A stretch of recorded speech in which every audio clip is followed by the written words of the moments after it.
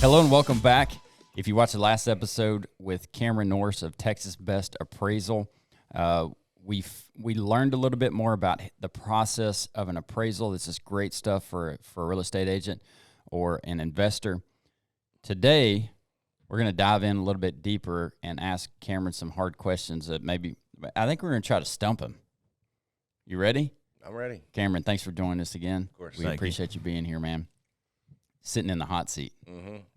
Genty, as a real estate agent, what is the biggest pet peeve or frustration that you have with appraisals or appraisers? I mean, I think that's a loaded question. Yeah. I mean, It's supposed to be, right? In a perfect world for a realtor, our ideal, and we have a job and an appraiser has a job. Don't make excuses for him. He's in the hot seat. I'm not, but we want it to appraise. Yes. We want it to appraise, and okay, that's a general term when you say we want it to appraise. You want it to appraise for what? to meet value. To meet value. Okay, thank you. We want to see met value, no repairs.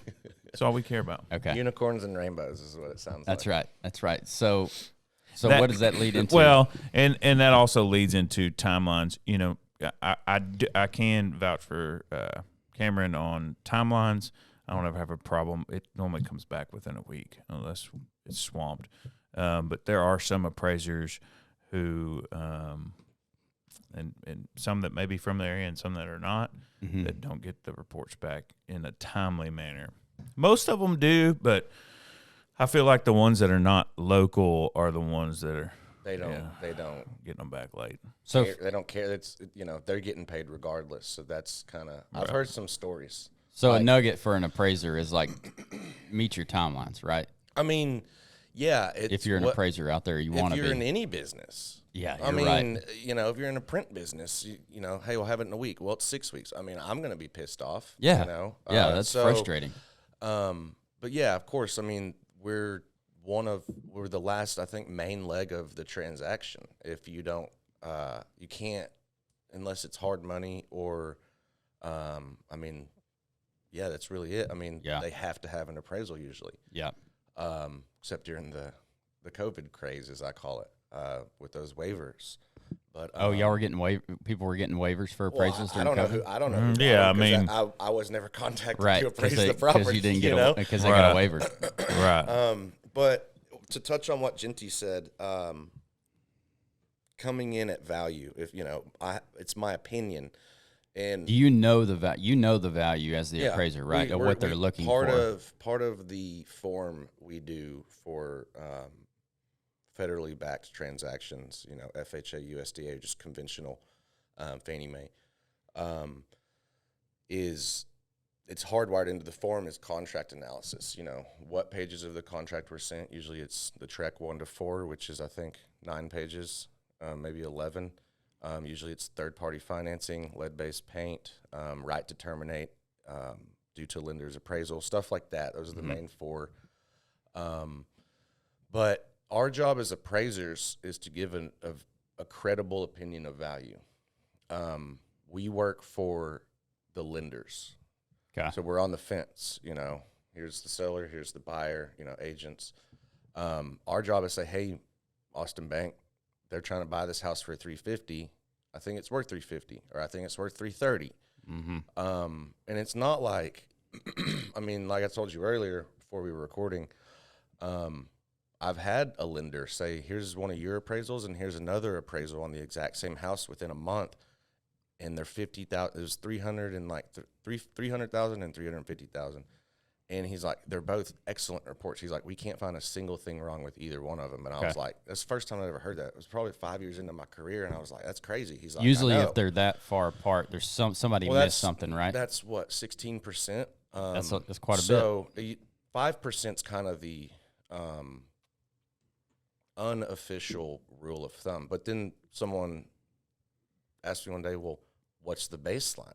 Yeah. If you have 300 and you have like 305, 310, 315, 320, and it's like you start getting outside of that. I mean, which one is the one that needs to be, That's a good question.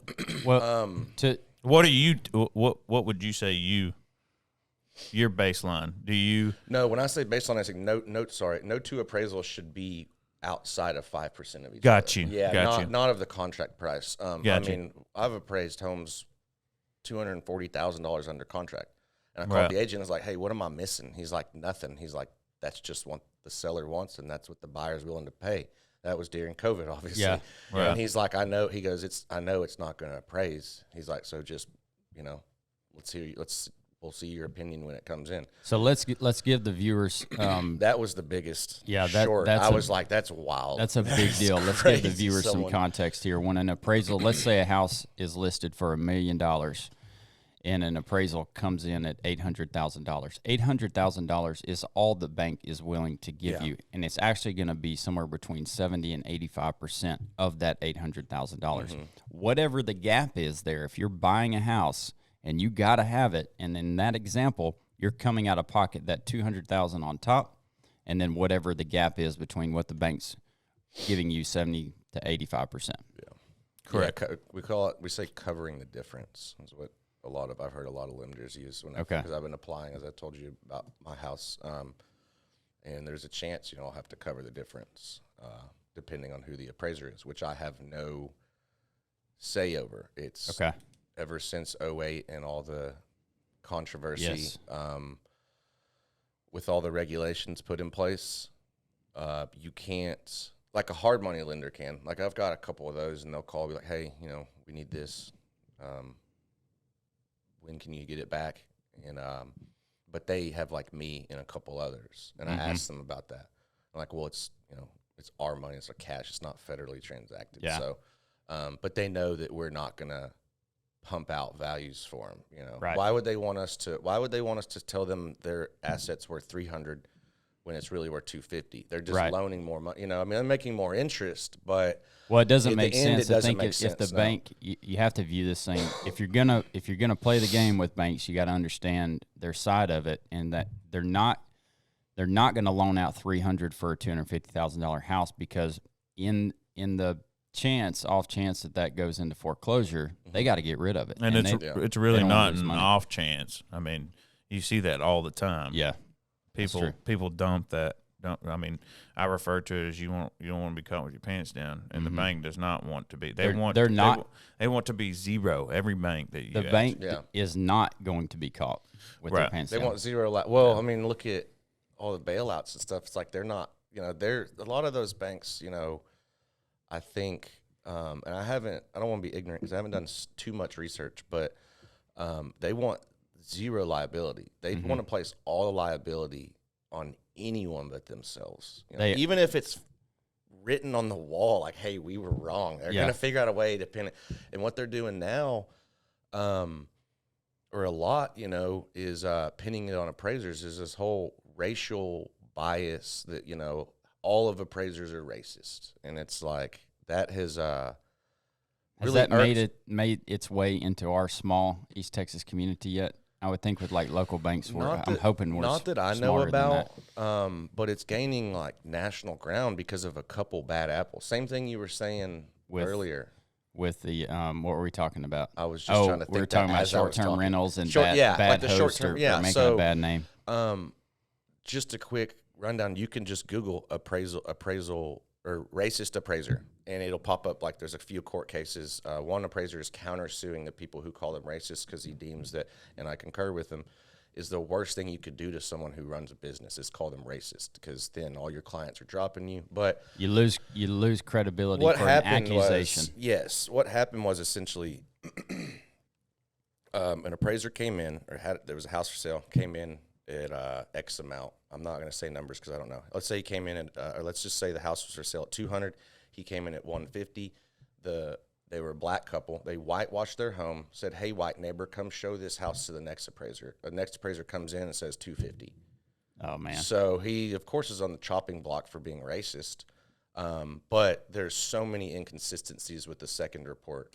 Okay. It was 7 months later. It was June 21 to or June 22 was the second one, and the other one was like late 2021. Okay. So There's going to be that's dude, when the hike in the market. Yeah, exactly. There's so many variables and there. There was a lot of on one. inconsistencies, and I read this whole article. It was written by my E&O provider, the president of it. What's E&O? Arizona Business Insurance. Okay. Yeah, we have to carry that in case we get sued. You know, real estate. Yeah, I think all realtors realtors too. Yeah, realtors too. Any professional, even with my insurance license, I have to do that. Carry it also. Okay. Not as large, but anyways. So I don't remember what we were talking about before I got on the whole racist thing, because that's a huge thing, and it's, you know, there's no precedence, or there's no like hard data. I mean, because of a couple bad apples, and it really irks me because I try and, I do, like, I don't care what color you are. I'm looking at your house. Right. You know? Yeah, I don't care that your assessing an house is asset. messy. Like, I just need to be able to see the floors, you know, most of the walls. Yeah, I'm not here to judge you based on who you are, you know, and it's become like a huge thing, and like That's unfortunate. it's super unfortunate. This is our cancel, I mean, it's a cancel culture today. whole industry that is needed. I mean, look at all these automated valuation models and just all the, like, Zillow. I mean, look at the prices on Zillow. You have to have appraisers like us on the ground. Like, that's why they're usually not close. Huh? Zillow values are not close typically. That's why I'm training a guy. That's why I already trained a guy. I'm going to train someone else after Hunter's trained. Yeah, you know, I like what I do, and I think it's necessary. Never what I wanted to do. Fell into it, but here I am, you know, 12 years later. But we need appraisers. And when people at a national level are saying appraisers are racist, you know, not that appraiser over there that was caught in that little test they did, but all appraisers. Yeah. Like, how do you think I feel when I walk into a black person's home? Right. I feel very awkward. Because I'm like, read that same information. Do they think I'm racist? Because Yeah. I'm an appraiser? Yeah. You know? So, and that's coming from like national level. I think her name is Marcia Fudge. She's, I want to say, the secretary of HUD. I don't really pay much attention to her because she's a nutcase. But just some of the stuff she said, bro. And it has nothing to do with the fact she's black, but some of the stuff she said about appraisers, man, is just, it's just, for as hard as we work and have worked to service. There's bad apples everywhere, right? Yeah. It's just like cops. I mean, there's bad real estate agents, there's bad service guys out there, and that doesn't need to be a generalization of like every person. The whole in this industry. That's Right. a terrible.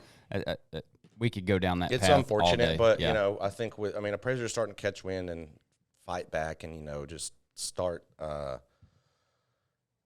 being more, our voices heard. Like, we don't really have a voice like realtors do for whatever reason. You know, we're just there just to appraise the home, get paid, leave, you know, stuff like that. But what was our main point of this? I don't know. Let's go into, okay, so I have a specific question. A buddy of mine's building a house on Lake of the Pines. It's going to be like a broken bow type cabin. Super nice. He's developed like really, really nice house. He had an appraisal done, and that would be an as-build. Is that what that would be called? Something that hadn't been built yet? Subject to construction Okay. loan. Like, we would go out and appraise it. Subject to plans and specs. Okay. Subject to it's there, but it's not. So it's subject to completion. So he turned in all his stuff to the bank. They hired an appraiser. First appraisal came in around $450, which is quite low. I would imagine. Sounds like it.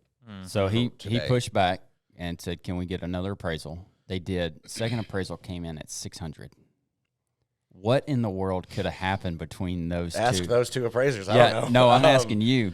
What do you think could have happened between those? What are some of the things that come to your mind? The first thing you've got to ask, which wouldn't make sense in today because of the recent craze, but it is the first thing I ask when I hear stuff like this is, when were these appraisals done? Were they done a year apart, 6 months? Probably not a year since it's building. Month apart. Month apart.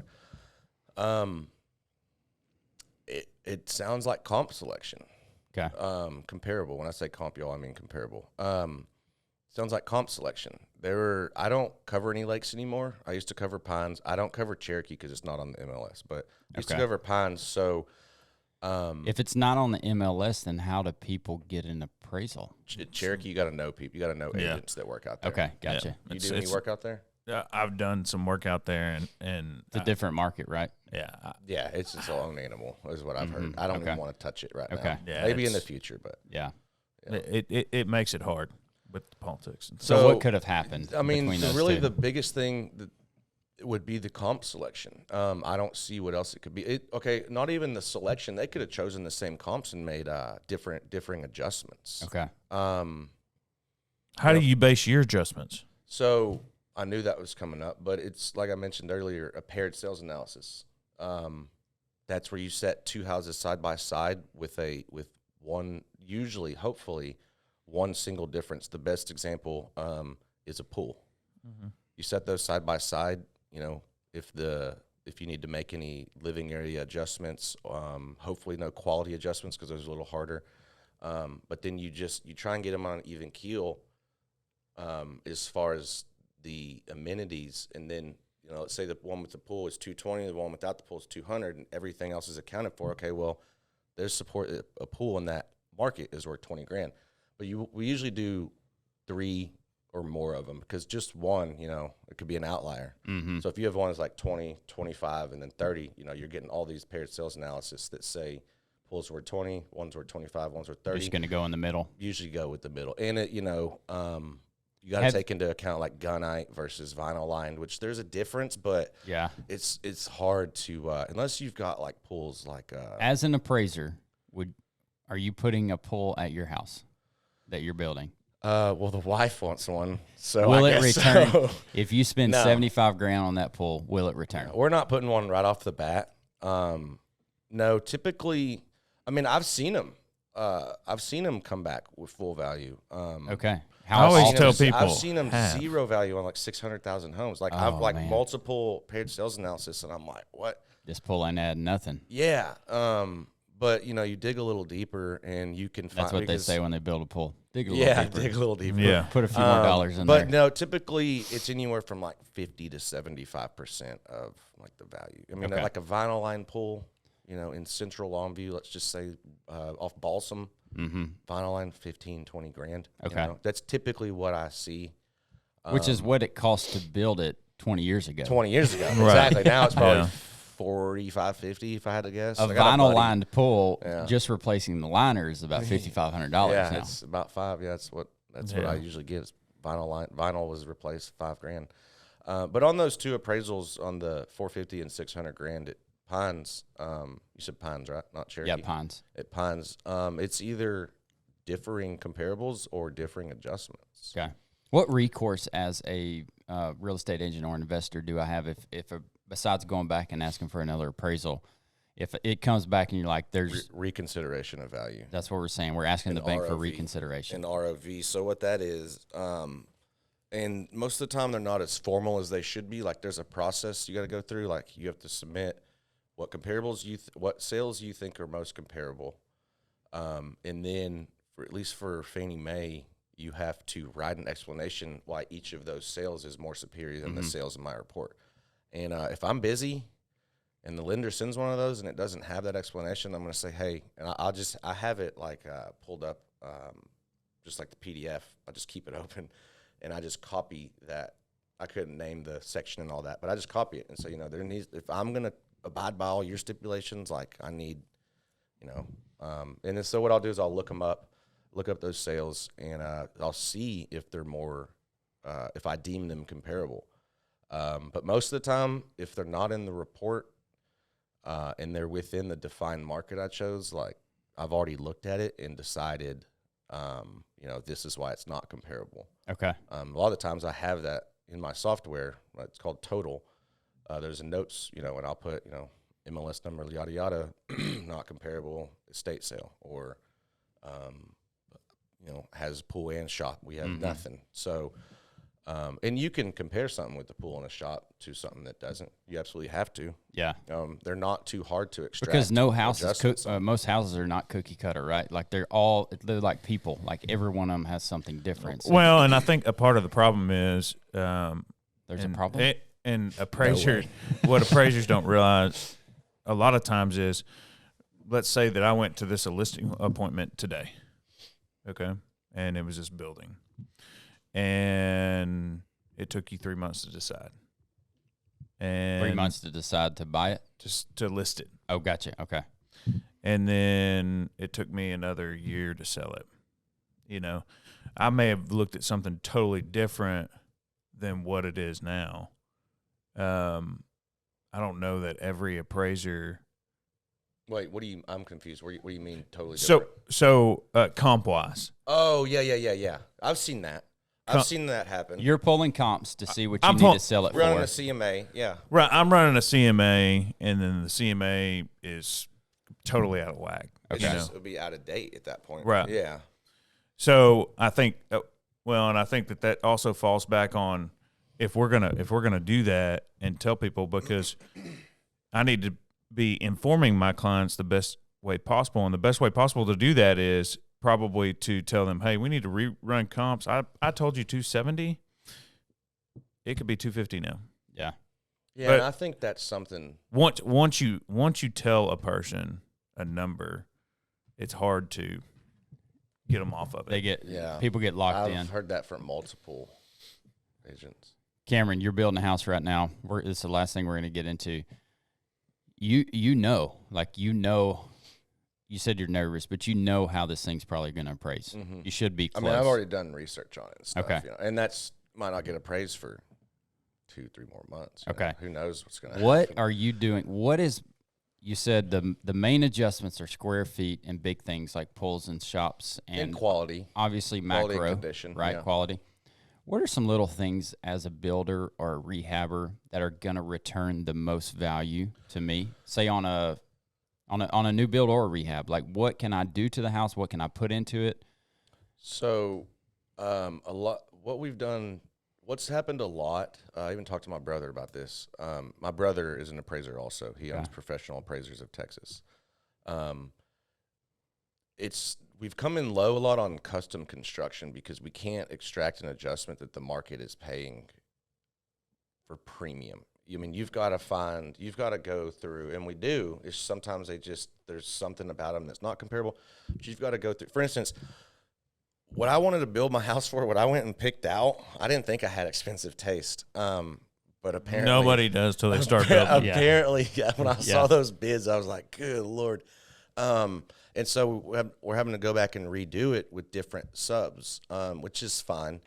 But that quality, like I saw that and I started looking, okay, 2,100 square feet, acre and a half, brand new. And I could find nothing that would even touch what I was going to ask to borrow from the bank. All right. So where'd you go back and start Xing stuff out? Flooring, plumbing. What flooring did you have, and what did you change to? We had the brand's called Carndine, and it was a 30 mil. Okay. Goodness gracious. Yeah. It was nice. Yeah. I mean, Super nice. That's the vinyl plank's gonna be throughout our whole house, like tile and main bathroom, carpet and closet. So it was, choosing something cheaper with 1,850 or 1,900 square feet, whatever it is, was going to make a significant difference on the cost to build. But would it make a difference on your appraisal? Like, so this, for instance, then we went and chose different flooring. It was like a 25 mil, and the flooring with labor was like $13,000 to $15,000 cheaper. Okay. Like everything. And the flooring we chose was only $5 mil difference. 5 mil difference. And it's so like 13 to 15, let's just call it 15. That didn't pull 15 off what you think you're going to get. No, because right? because you're going to go, the typical market participant's going to walk in there and you'll be like, what mill is this? They'll be like, 3, oh, no. Like they're not going to know. They don't know. So, and if you here, tell I left them, a piece on the mantle. This is what's here. If you set a 27 or 25 and a 30 next to each other, they're the same thing-ish, and you say, hey, this throughout your house is going to cost 20. This throughout your house is going to cost 12. They're going to be like, the 12. Marble versus granite versus quartz. That's also like a preference thing, but they're all pretty comparable in price depending on where you get them. Because of the quality of the materials. Yeah, like the most expensive, because quartz is the most expensive right now, I think. Quartzite. Quartzite Quartzite is natural. Quartz is what quartz is what, at least what I've found out, isn't as shiny as quartzite. Quartzite is a natural rock, just like granite is. Quartzite is a man-made product that uses quartzite. So if I'm building a house and somebody's appraising it, if I have marble there versus quartzite, not a huge difference on the appraisal, right? No. I mean, if it's like laminate versus a solid surface, not necessarily Corian. You're looking at solid surface. Yeah, like laminate, and that's really, I mean, I see butcher block every now and then, which is not prevalent. Like I've seen it once last year. Yeah, I haven't one of my houses. And I don't like it, but some people do. It looks good. I just don't like it. But anyway, it doesn't hold up as well. Yeah. Long you got to like seal it and seal again, yada yada. But like laminate tops versus granite, I mean, we're doing in my kitchen. I couldn't tell you the square footage, but area on each side of the fridge, area on each side of the stove, and then a big, I think 9-foot island, maybe 8 or 9. I don't remember. Probably 8 because I think that's typical. And I think he said 6 or 6,500. Okay. And from the other spot, I think it was like 16. It's like these subs I just went to were just, I didn't realize they were top of the line. Yeah. So that's 10 grand that you're not going to lose on. Some people will pay for that because in their mind they're like, I've got the most expensive. I have friends that are like that. Okay. Like they would pay that much more. Nothing wrong with that. Just to have but the I can best get of the just best. pretty much the same quality. And I'm not a real bougie person, And the same quality. But I'm not going to have laminate countertops. And the same appraisal are real similar. Yeah. It should be close, right? Yeah. All right. We are at 24, 25 minutes. So we're going to cut it out here. But I really would like you to walk through. I've got a rehab specifically in mind that I may be purchasing soon and walk through it and, get your opinion on. Where's it at? It's in Longview, just right down the road. Just get an opinion and see how we want to see how you see things. Yeah. I wouldn't be able to give you a number unless you got an appraisal. But sure. Because technically if I said like, oh, that's worth like 100 to 200,000, I have to have a work file to back that up. Okay. Like I got to go straight to the, if I have to already know that information. I have to go create a work file. Okay. So even a range like that. Okay. So. We'll get as much information out of you as possible. If I paid you for an appraisal, could we get all the details? Yeah. I mean, it would be just, I'm about to write up 2 private appraisals later today. So perfect. They're just not lender regulated essentially, Yeah. And you'll give me a discount on that, right? Maybe we'll do it for like $250. I don't know about that. I'm going to walk over to an 8,000 square foot house. Take me 3 days. Oh, we appreciate y'all being here today. If you want to see more content or if you want to see us actually go through an appraisal process, put it down in the comments so that we know if that's something that you want to know more about. Appreciate you being here, Cameron. Thanks so much for joining us. Thanks for coming, man. Been a pleasure. Thanks for having me. Remember, love God, love others, and let your work reflect that. We'll catch you on the next one.